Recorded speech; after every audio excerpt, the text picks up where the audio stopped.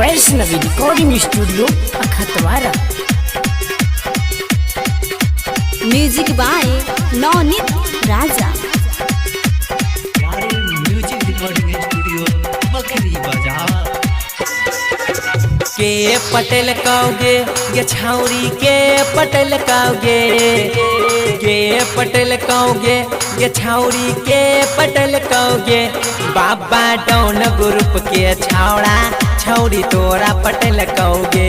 D के Mithila group के छावड़ा छौरी तोरा पटेल कहोगे। सदाम पटेल कहोगे ये छौरी दुलार पटेल कहोगे। विष्णु पटेल कहोगे उछौड़ा ब्रह्मा पटेल कहोगे। जौहरीला ग्रुप के छावड़ा छौरी तोरा पटेल कहोगे। गांजा पिया ग्रुप के छावड़ा छौरी तोरा पटेल कहोगे।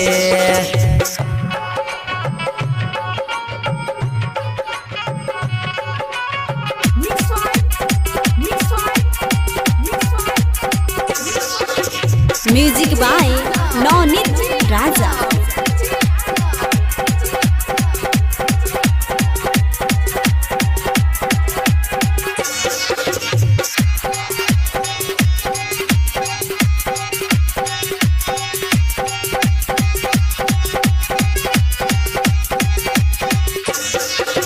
नाचैले तू एल रोही छौरी गे बंगाल से। नाचैले तू एल रोही छौरी गे बंगाल से। नाचैले तू एल रही छौरी गे बंगाल से।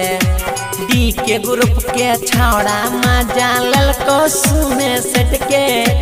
बाबा डॉन ग्रुप के छौड़ा ललको मजा सेट के। छोड़तो नहीं गे छौरी तोरा दरभंगा वाला गे।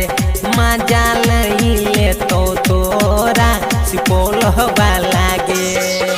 सुपौल वाला गे गे छौरी सहरसा वाला गे।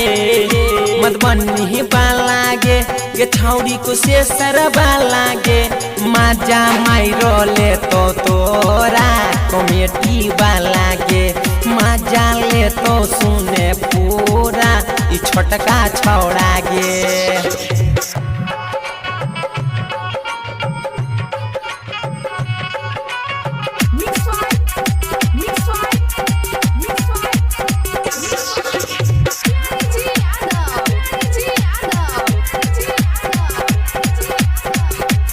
Music by Navneet Raja.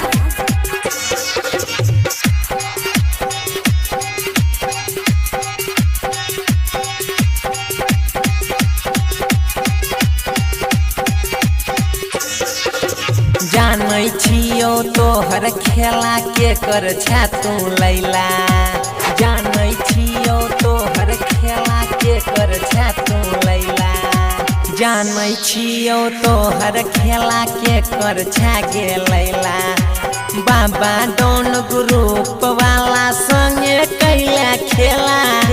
D के राजा ग्रुप वाला संगे कैला खेला। छैला सुजीत मरतो माजा धोई के पाजा में।